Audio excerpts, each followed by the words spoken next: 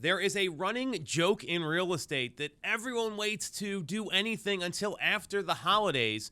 And unfortunately, one mistake I see most real estate agents make is they don't have a plan for how to attack that group of people that had said, call me after the new year, call me in January. I'm too busy right now with my family and the holiday season. So what I'm going to break down for you next is exactly how to have a game plan to attack that group of people, to prospect them, to have conversations with them so that you can be their agent of choice. If you get some value out of this video or you like what you're here, subscribe to the channel, hit the bell for notifications so you know every time we drop content like this.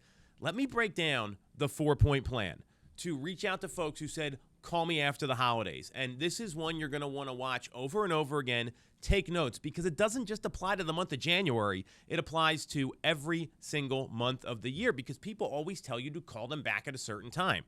So the first part of your 4-point game plan is, who's the group of people I'm calling? Do you have them identified? Do you have them labeled or tagged or have a follow-up task set in your CRM?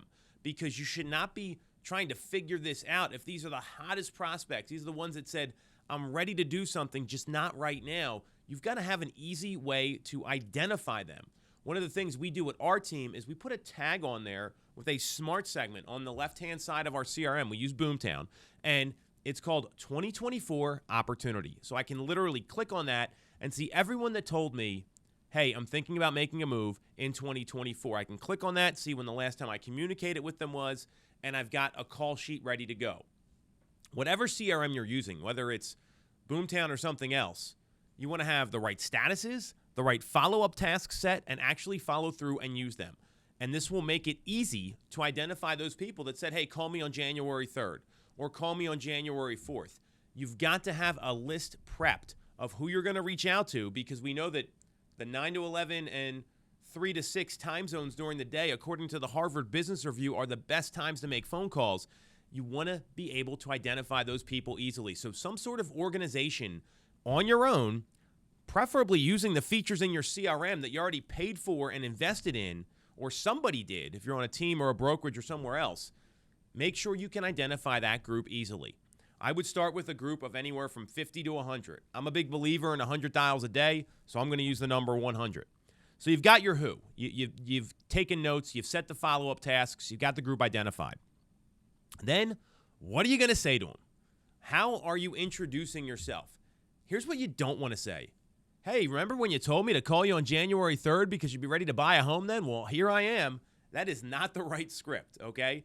You want to lead in asking questions and having empathy with what their real estate needs are. So, for example, you get someone that said, hey, call me after the new year. Ring, ring, ring. Hey, Tim, it's Tom Toole here with RE/MAX. I'm following up with you as promised. I'm not sure if you saw, but rates have come down to 6.25% since we last spoke back in November. And just out of curiosity, would that impact your real estate plans for 2024? So, opening fact question, the Phil Jones method we've talked about here a number of times, and gave him an opening, and gave him a fact, asked a question. Something like that that's relevant, that's value-based, because when you follow up, when you're one of those people that's just calling and saying, hey, here I am, you ready to do business, that's not going to resonate, especially with today's consumers. So that is a very clear way you can know what to say and then go through and requalify them. Ask them questions. Hey, what are you looking for? When are you planning on moving? Go through LP Mama. Go through the moving conversation with them. And that way, now you've got the list of people you're going to call, you know, what you're going to say to them that's value-based. And there's a lot of things you could do there. Inventory's up. Here's the outlook. The most savvy home buyers and sellers, they get ahead of the market and start planning now instead of waiting until the spring. Whatever it's going to be, have your script ready to go, and I would keep it up in visual in front of you. I still have my scripts up in visual, and I've been doing this for 20-plus years. So that's number 2. Then number 3, if you have a conversation, you set an appointment, beautiful. That's the game plan here. That's what we're looking to do, is to get an appointment. That's the only goal. With that in mind, there's going to be some people you don't talk to. There's going to be some people that aren't quite ready yet. So what are you doing to follow up with them? There's a couple options here. One is for the people you don't talk to, and let's keep it in around the rates conversation. Maybe you send them the daily mortgage rate quote from the lender that you work with saying, hey, I'm not sure if you saw this. I left a message earlier. Here's where rates are coming in today. Would these lower rates impact your real estate plans for 2024? Send it as an email. Use one of the bulk email features or a bulk text feature in your CRM. Attach the chart, the graph, whatever you're going to do, and that way it's creating a reaction. That's what text messages and emails will do. They create reactions, and maybe that gets their attention so you can schedule a time to talk to these folks later. Another option, a little old school here, and especially for home sellers, maybe you don't get them on the phone, send them a handwritten note. And I can tell you, I've done this for decades, and anytime I walk into the house and I see the handwritten note sitting on the dining room table when I'm going to meet with them, I know I'm in really good shape. People pay attention to the follow-up. Or send a video after you speak to somebody when they're not ready to move. Hey, Nick, totally appreciate the time. I know you're in the process of getting your job situated right now and getting a promotion.